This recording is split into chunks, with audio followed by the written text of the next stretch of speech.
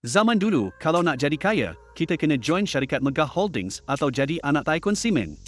Tapi sekarang zaman digital, dengan handphone dan internet je pun korang dah boleh grab peluang jadi jutawan.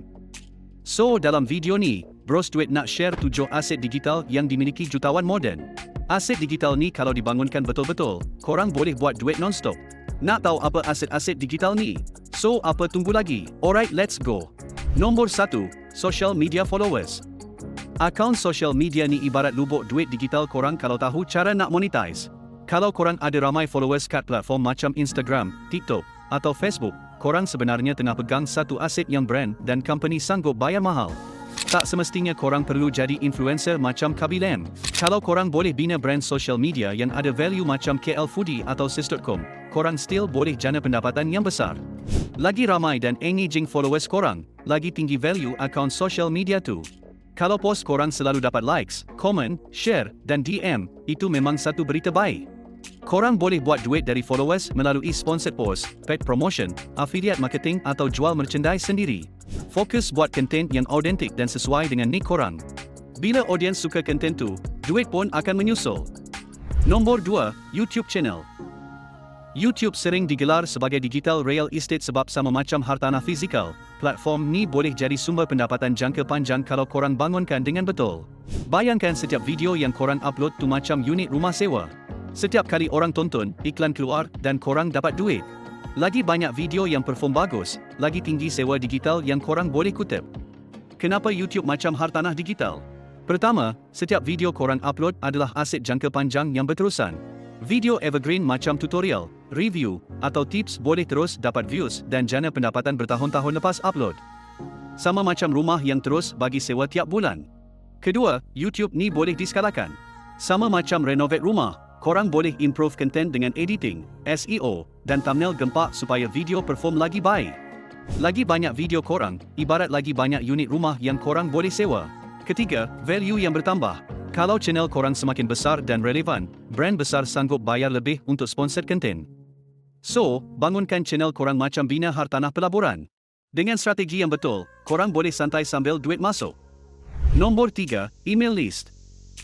Email list ni sebenarnya antara aset digital paling underrated tapi power gila kalau korang tahu cara nak manfaatkan. Bayangkan korang ada senarai email pelanggan atau followers yang berminat dengan brand, servis, atau konten korang. Ini macam senjata rahsia dalam marketing digital. Kenapa email database berharga? Pertama, sebab ownership 100%. Tak macam social media yang algoritma boleh berubah tiba-tiba, email database ni korang punya sepenuhnya. Tiada risiko akaun kena suspend atau reach drop. Kedua, direct communication, hubungan terus. Korang boleh terus sampaikan message, promo, atau konten special tanpa gangguan. Nak bagi diskaun khas? Nak launch produk baru? Hantarkan je email blast. Ketiga, kos rendah, ulangan tinggi. Berbanding iklan berbayar, email marketing jauh lebih murah tapi boleh hasilkan sales besar kalau kena gaya. Pastikan korang kumpul email secara beretika tanpa spam dan bagi value dalam setiap email. Bila audiens dah start percaya korang, mudah untuk korang buat sales. Nombor 4, cryptocurrency. Cryptocurrency ni boleh dianggap sebagai salah satu aset digital paling trending dan berpotensi besar sekarang ni. Ia adalah aset digital yang guna teknologi blockchain, di mana transaksi lebih transparan, selamat dan tak dikawal oleh bank atau kerajaan. Contoh popular, Bitcoin dan Ethereum. Kenapa cryptocurrency boleh jadi aset digital power? Pertama, sebab nilai boleh melonjak tinggi. Contohnya, Bitcoin pernah naik dari beberapa dolar saja pada awal launch ke lebih $100,000 dalam beberapa tahun. Tapi korang kena faham, risiko pun tinggi sebab harga pun boleh turun gila-gila. Kedua, bersifat decentralized. Tak macam duit fiat seperti ringgit atau USD yang dikawal oleh bank negara, kripto ni bebas dari sebarang kawalan. Korang yang pegang penuh aset korang sendiri. Ketiga, pelindung nilai inflasi. Sesetengah kripto macam Bitcoin dianggap macam emas digital sebab ada bekalan terhad. Hanya ada 21 juta Bitcoin saja yang akan wujud. Jadi ianya dianggap pelindung nilai daripada inflasi duit fiat. So, kalau nak masuk dunia kripto, jangan main redah je tau. Kena buat research dulu, fahamkan apa itu bull dan bear market dan hanya laburkan duit yang korang mampu rugi. Nombor 5, e-book atau online course. E-book dan online course ni antara aset digital yang boleh bagi korang pendapatan pasif jangka panjang. Sekali korang siap buat dan publish, duit boleh masuk berkali-kali tanpa perlu buat kerja ulang-ulang. Lagi best, tak payah simpan stok fizikal atau risau pasal kos penghantaran. Semua dijual dan dihantar secara digital. Kenapa e-book dan online kos berbaloi jadi aset digital? Pertama, kos rendah, margin tinggi. Lepas siap tulis e-book atau rakam kos, korang tak perlu belanja banyak lagi. Setiap jualan hampir 100% profit sebab semua digital. Kedua, pendapatan pasif. Korang publish sekali je, tapi boleh jual berkali-kali. Selagi konten tu relevan dan ada value, duit akan terus masuk. Ketiga, pembeli dari serata dunia. E-book dan kos digital boleh dijual ke seluruh dunia tanpa had geografi. Pembeli dari mana-mana pun boleh dapatkan dengan satu klik je. Bayangkan korang seorang chef and nak share resepi korang kat orang ramai. Dengan e-book, pembeli dapat terus resepi penuh. Jadi korang tak perlu susah payah ajar seorang-seorang setiap kali ada pembeli baru. Selain tu, kalau korang ada passion dalam travel, korang boleh share ilmu travel korang dalam e-book. Korang bagi info penting yang memudahkan pelancong lain macam pengangkutan, budgeting, lokasi makanan halal, tempat tinggal, atau spot menarik yang best. Buat konten yang solve masalah orang, mudah faham, dan ada value tinggi. Nombor 6, apps. Apps atau aplikasi ni antara aset digital yang bernilai tinggi kalau korang pandai bina atau laborkan masa dengan betul. Kenapa apps jadi aset digital? Pertama, daripada pendapatan pasif melalui iklan. Korang boleh letak iklan dalam app guna platform macam Google AdMob.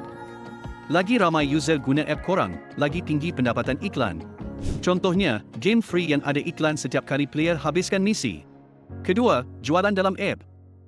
Korang boleh bina satu app yang bagi user beli item premium, upgrade feature, atau unlock content special. Contoh, game mobile yang jual skin, coins, atau premium features untuk user bayar. Ketiga, model subscription. Kalau app korang bagi value yang orang guna secara konsisten, buat sistem langganan bulanan atau tahunan. Contoh, app fitness dengan pelan senaman berbayar, app belajar bahasa, atau app editing foto dan video. Kalau app korang viral atau ada user base yang besar, syarikat besar mungkin berminat beli app tu. Contoh paling popular, app Instagram yang dibeli Facebook dengan harga $1 bilion. Ataupun Twitter yang dibeli Elon Musk dengan harga $44 bilion. Kalau korang ada idea kreatif dan sanggup grind sikit, siapa tahu mungkin app korang boleh jadi fenomena terbaru. Kuncinya, bina apps yang selesaikan masalah, senang digunakan, dan boleh bagi value tinggi. Kalau ada rezeki, apps korang boleh jadi lubuk duit yang mantap. Nombor 7, blog. Blog ni senang cakap macam rumah konten korang dekat internet. Korang tulis pasal topik tertentu macam masakan, travel, ilmu kewangan, gadget, atau apa-apa saja yang ramai orang minat. Asalkan ianya menarik untuk dibaca.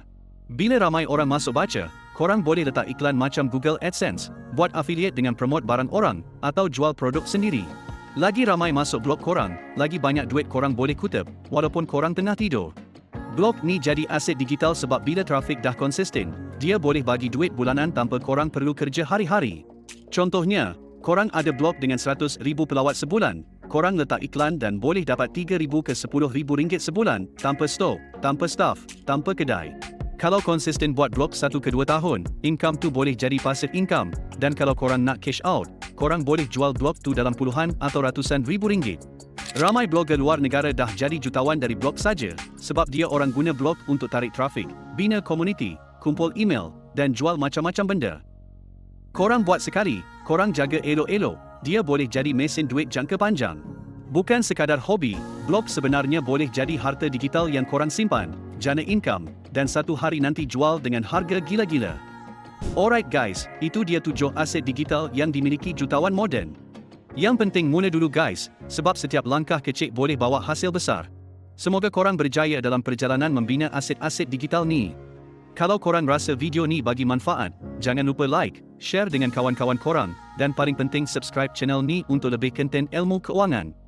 Jumpa lagi dalam video seterusnya, bye.